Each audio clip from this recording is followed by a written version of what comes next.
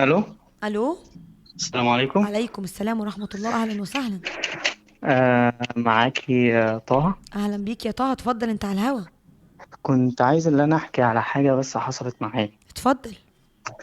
والله انا كنت اتعرفت على بنت امم. وهي من محافظه تانية تمام.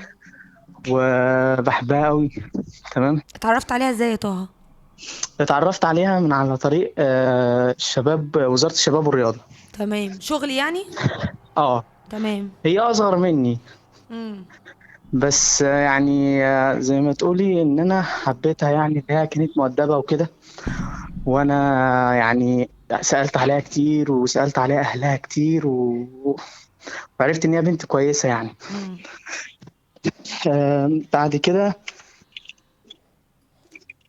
امم. يا فندم. خليك آه، اسرع يا طه عشان معايا ماشي حاضر. مكالمات كتير، اتفضل. بعد كده يا فندم اتعرفت عليها ويعني وكلمت امها وتقدمت لها لامها. امم. هي من محافظة تانية. امم. بعد كده هي باباها رحت فين؟ وباباها موجود. امم. امها قالت لي كلم باباها وكلمت باباها وهو اتفق معاه وكده. انا من محافظة وهي من محافظة تانية خالص. امم. تمام. بعد كده يا فندم ربنا كرمني ورحت وكلمت اهلي. ورحت في شهر ثلاثة اللي انا خطبتها امم. وعملنا شبكة، وكانت شبكة كويسة يعني، كانت على قد ما أقسم يعني. ماشي. بعد كده يعني أنا حبيتها قوي، ولدرجة إن أنا أصلا ما كنتش عارف إن أنا أقعد من غيرها ولا ثانية ولا لحظة واحدة أصلا. امم. آه، يعني يعني كنت اهتميت بقى. بتعمل ايه؟ اهتميت بيها. انا كنت امم. يعني في مجال البرمجة وكده والكمبيوتر. سبت مجالي خالص وسبت كل دنيتي وسبت كل حاجة واهتميت بيها هي من كتر حب ليها هي ما وتعلقي بقتش بيها. تشتغل يعني؟ لا كنت بشتغل بقى، بس اشتغلت في مجال تاني بقى، دخلت مجال بقى اللي هي الايه المحلات التجارية وكده. امم. فاشتغلت في المحلات ملابس وكده، بس ايه، الصومعة اللي انا كنت عايش فيها الاول سبتها. امم. بعد كده اتعرفت عليها وعرف يعني اول ما قربت منها حبيتها اكتر. ويعني اخدت كل وقتي وكل حياتي وكل عمري. بالفعل يعني انا مش قادر اوصف لك انا بحبها قد طب ايه هي وما اقدرش بتحبك يا طه؟ انا هقول لك، ما انا هقول طب لك. قولي فين المشكلة؟ المشكله ان هي في شهر يعني الشهر اللي فات، شهر 11، في اخر شهر 11 امم. كنا احنا متفقين ان احنا نروح نيجي نعيش في البلد بتاعتنا، يعني اللي هي القرية بتاعتنا، وهم عارفين بيتي وعارفين نظامي. بعد كده ابوها جه وامها واهلها يشوفوا البيت بعد 9 شهور من الخطوبة. امم. بعد كده ما عجبهمش الايه السكنة. امم. مش عارف كان بقى ايه، كانت في ناس بتحبش يعني بتدور ورانا واحنا دخلنا ناس كتير قوي في حياتنا.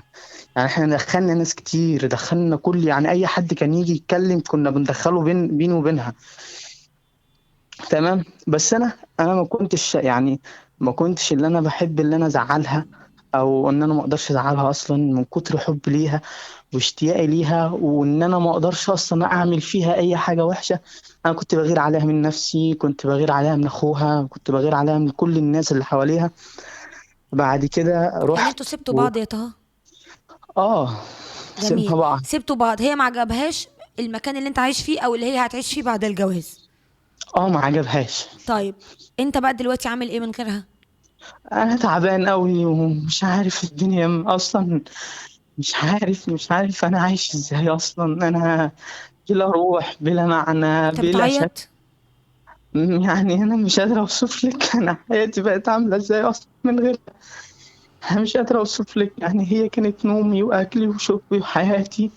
يعني انا ما كنتش ان انا اصلا بسيبها نهائي اصلا، من كتر ما انا مش عايزها تبقى لحد تاني، او انا خايف كل الوقت ان انا اسيبها او هي تسيبني. انا كنت بعمل كل اللي في وسعي علشان هي ما تسيبنيش.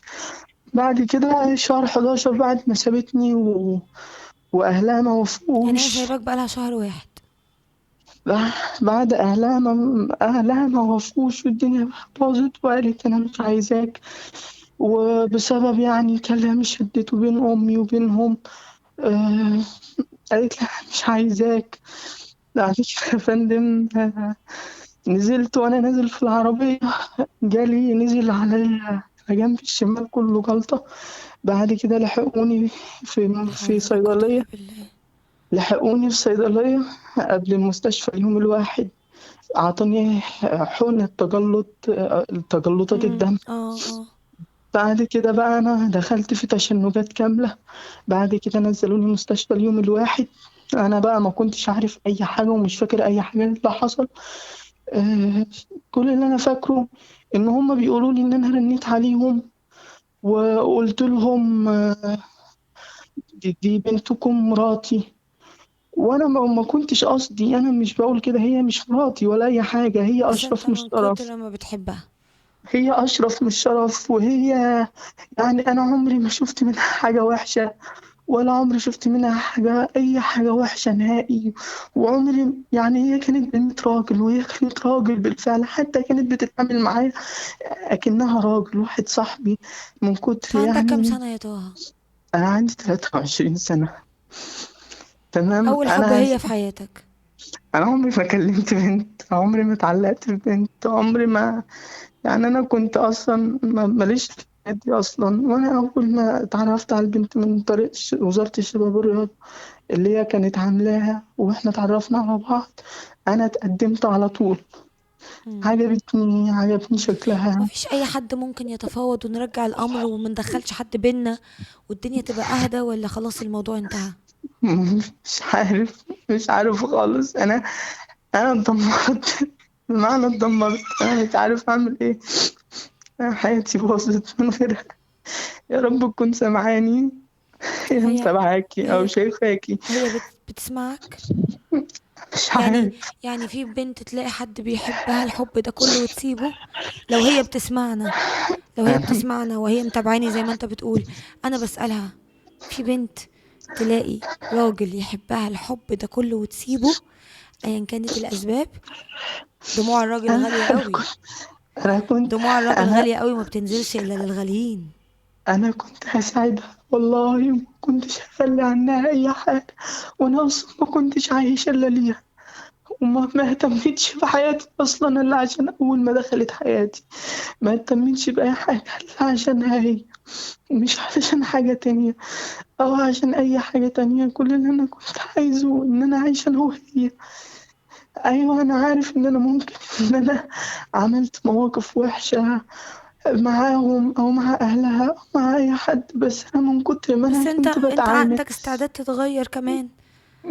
انا ما عملتش حاجه غلط. انا كل اللي انا عملته ان انا كنت بتعامل بقلبي. بس انا عمري ما حكمت عقلي، انا عمري ما حكمت عقلي خالص. اتعاملت مع اهلها بالعشم الزياده، العشم اللي هو بيشدنا لحد بنحبه او حبيناه او اهتمينا حسيتهم ان بيه. هم اهلك فما كنتش عامل فرق. بالظبط. بالظبط ما كنتش عامل فرق 1%. لكن انا متدمر نفسيا، ولا باكل ولا بشرب ولا بطلع ولا اي حاجه. آه، بس يا طه عايزه اقول لك حاجه، مع احترامي لمشاعرك الصادقه دي، وقد ايه انا عارفه ان دموع الراجل غاليه، واللي انت فيه ده مش ما كنتش هتوصل له الا لو كانت البنت دي فعلا غاليه عليك وعلى قلبك. بس انا مش عايزاك تكون ضعيف كده. انا مش بقول عارف. للبنات لما واحده بتكلمني وبتبقى بتعيط على حد بتحبه، بقول لها لا، خليكي جامده وقويه وما تعيطيش. كل لازم الكلام تسأل اللي حضرتك نفسك، هي كل حبتك زي ما انت الكلام حبيتها؟ كل الكلام اللي انت بتقولي عليه ده، كل الناس قالته لي وكل العالم، لكن انا مش عارف اتأقلم من غيرها. مش عارف. عشان انا لسه مش الموضوع حاسس في حاجه. اوله يا طه، احنا بقالنا انا شهر بقالي واحد. شهر بقالي شهر ما شهر دي مش مدة بقالي كبيرة. شهر برضه مش عارف. انا مش عارف. انا كنت 24 ساعه بحس بامان طول ما هي معايا او هي موجوده في حياتي. انا مش عارف طب انت ما اتأقلم. بتسألش نفسك السؤال اللي انا سألته؟ يا ترى هي حبتني قد ما انا حبيتها؟ يا ترى هي متعذبة زيك كده وبتعيط عليك؟ مش هاممني اي حاجه. انا هاممني بس ان هي تكون معايا. انا مش هاممني انا طب تكون انا افرض هي مش بحبها انا عايزة تكون بتحب يعني. معاك، افرض هي لقت الموضوع ده فرصة وبعدت وما حاولتش ترجع، انت ممكن تقبل انك تبقى مع واحدة هي مش عايزاك؟ انا انا كنت مكرس حياتي يعني ليها. هتعيط عليها اكتر يا طه، ولا انا هتعيط على كرامتك لو هي مش انا عايزاك؟ جاوبني انا جاوبني يا طه، جاوبني. هتعيط انا عليها اكتر ولا هتعيط على كرامتك لو هي مش عايزاك؟ هي عايز اقول لك حاجه، يعني انا ما كنتش بتعامل بكرامتي في العلاقه دي ولا في الموضوع ده اصلا. ما كنتش حاطط كرامه وحاطط حدود طب ما ده بيني وبينها غلط يا طه، مهما او حبيت بين. لازم تحب كرامتك ونفسك، مهما حبيت. انا انا مهما حبيت حبيتها على فكرة. هي، انا عملتها هي نفسي، انا كنت عاملها هي طب نفسي اقول لك حاجة وكنت يا طه، عاملها اقول لك حياتي. سر، اقول لك سر. تعرف ان في بنات بيخافوا من الراجل اللي ما بيحافظش على كرامته، مع انه بيبقى بيحبهم وبيبقى مديهم كل اهتمامه ورعايته زيك كده، لكن البنت تخاف من الراجل ده، تقولك اذا كان ما حافظش على كرامته هيحافظ عليا. تعرف ان ده آه، سر عند البنات، مش انا بنت، انا بقولك ده سر عند انا البنات. عايز اقول لك حاجه، يعني انا مع الناس كلها يعني شخصيه تانية، بس معاها هي مش بقدر ازعلها، مش بقدر اضايقها، مش بقدر اعمل اي حاجه فيها تزعلها اصلا بص يا من طه، كتر ما انا مش عايزها انا تزعل. محتاجة ان انت، هي اكيد سامعانا، مفيش بنت تلاقي راجل بيحبها حبك ده وتفرط في الحب ده لو هي بتحبه، لكن لو هي ما بتحبوش ما بتحبكش ده فيها كلام تاني. لو هي ما بتحبكش قد حبك ده يبقى فيها كلام تاني. يبقى اللي يبعد عنك ابعد عنه وكون اغنى الناس عنه. اللي يبقى عايز بعدك انت اللي ابعد عنه واديله الفرصة اكتر بالبعد. اوعى انا تقرب من عارف ان حد هي مش بتحب، حبك. لا، انا ما عارف ان انا هي عارف انها بتحبني. بتحبني مش كلام، لو هي كمان لا، بتحبك زي ما انت بتعيط كده، هي زمانها المفروض انها بتمسك اهلها وبتأثر عليهم، وانت كمان بتأثر على اهلك، ونلم الشمل من جديد. انا اهلي، انا والدي متوفي، انا عايش انا ووالدتي. انا عايش حياتي طبيعيه ومتهيألي يعني انا. والدتك لو شافتك كده هتروح تجري تقول لها خلاص يا بنتي يلا نلم الشمل تاني. انا بوظت الدنيا وقلت كلام وانا في الغيبوبه بتاعتي بسبب المنوم خلاص والمهدئات. اعذره يعذروك، انت كنتش في وعيك. ما كنتش في وعي نهائي، انا قعدت اكتر من اسبوعين مش في وعي بسبب المهدئات اللي كنت باخدها والدكاتره اللي كانوا وليه؟ بيودوهاني. ليه توصل لكده؟ انت شاب صغير لسه الدنيا قدامك. ليه يعني 23 سنة؟ ايه المشكلة؟ قصة حب فشلت، ايه المشكلة؟ خلاص الدنيا هتخلص. ايه المشكلة؟ ايه المشكلة؟ قصة حب فشلت ولا مشروع فشل ولا تجربة ما نجحتش؟ ايه المشكلة؟ ما لسه انا الدنيا كل فاتحة لنا دراعاتها ولسه في تجارب هنشوفها، والحياة كده. انا عايز ليه اوصل لها الضعف؟ رساله. قول لها. معلش، معلش يعني هي عارفة إن أنا ما زعلتهاش في وقت من الأوقات ولا ضايقتها، وكنت بعمل لها اللي هي عايزاه كله، وما كنتش بزعلها، ولو زعلتها وقصرت في حقها في يوم من الأيام فهي تسامحني. وأنا والله العظيم ما كانش قصد، والله ما كنت أقصد إن أنا أقول عليك أي حاجة. انتي أشرف من الشرف، وأهلك أشرف من الشرف، وانتوا ناس مؤدبة ومحترمة وفوق دماغي. سامحيني والله العظيم، والله العظيم ما كنت أقصد أقول عليك أي حاجة، لأن أنا ما كنتش في وعي، قسما بالله ما كنت في وعي. لو قلت لأبوك حاجة ولا لأمك حاجة أو شتمت أو حاجة حصلت فأنا والله ما كنت في وعي.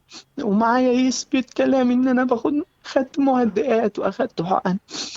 بس والله سامحيني، أنا مش عايز، أنا بحتقر نفسي، أنا طه، أنا بحتقر نفسي والله علشان أنا عملت حاجة أنا عمري ما عملتها أو قلتها. وأنا عمري ما خنت حد، وأنا عمري ما كلمت عليك حد، ولا عمري كلمت بنت غيرك، ولا عمري حبيت، وكنت بمشي في الشارع وأنا عينيا مغمضة عن الكل. ما كانش يهمني أي حد ولا أي حد في الدنيا دي كلها يهمني أو كانت تهمني غيرك. كل اللي أنا كنت بطلبه منك إن أنت تعيشي معايا، وان انت تخلي بالك مني، وان انت تهتمي بيا، وان انت ما تزعليش مني. انا عارف ان انا كنت بزهقك في مكالماتي وان انا بكلمك كل شوية، بس معلش ساعات ما كنت ببقى فاضي، ولما ببقى فاضي ببقى محتاج ان انا ابقى معاكي واقعد معاكي. ولما قربت منك وجيت لك المحافظة بتاعتك وقعدت جنبك، انا كنت عامل اهلك اهلي، والعشم اخدني لدرجة ان انا ما كنتش، كان نفسي آكل وأشرب معاكم والله العظيم. وكنت نفسي إن أنا ما ايه ده؟ أحسش إن أنا ايه غريب الحب ده؟ خالص. تمام. أنا كل اللي أنا بقوله لك خلي بالك من نفسك، انا كنت بقول لك خلي بالك من نفسك، ما تخليش حد يضحك عليك. انت قوية دايما وقوية طول عمرك، وانت اجمل حاجة حصلت لي في حياتي. وعمري ما هنساكي ولا هنساكي ولا هنساكي طول عمري. انت اخدت كل حاجة، انت اخدت كل حاجة في عمري. انت يا رب اخدت تكون قلبي، سامعاك يا طه. يا رب اخدت تكون سامعاك قلبي. يا طه. يا رب يا تكون سامعاك يا طه. ويا رب تكون سامعانا، عشان تعرف انت بتحبها قد ايه، هي وتعرف ان اخدت. دموع الراجل غالية قوي. والراجل لما بيحب ده مش حاجة سهلة. والراجل لما يعيط ودموعه تنزل دي مش حاجة سهلة. يا مش طه، اسمعني. لو ما بتحبكش قد حبك ليها، خليك اغنى الناس عنها. كرامتك، زي ما انت بتقول انت طول عمرك قوية، خليك قوي. ولو هي بتحبك ومقدرة حبك، صدقني ربنا هيجمعكم ببعض تاني. الحب عجيب أوي، أوي أوي أوي. أجمل إحساس في الدنيا، وفي نفس ذات الوقت وفي نفس اللحظة ممكن يكون أقصى وأصعب إحساس في الدنيا. الحب حلو أوي لما بيكون متبادل بين الطرفين، ولما بيكون كل طرف عايز يدي للتاني وحاسس ان التاني منه قوي. الحب حلو قوي لما بيبقى فيه سعادة، لما ببقى عايزة اساعدك وانت تساعدني، لما احس انك اماني وانا امانك، لما احس انك سندي وظهري. الحب حلو قوي لما بحس انك بتغليني. الحب بيغلي ما يرخص. اللي بيحب يغلي ما يرخص ابدا. اللي بيحب يقرب ما يبعدش. اللي بيحب يضحي من غير ما يبقى مستني مقابل للتضحية دي. الحب معاني حلوة كتير قوي. يمكن رخصناها بسوشيال ميديا والمسلسلات اللي بتظهر لنا ان الحب عناء وكل واحد يعذب التاني.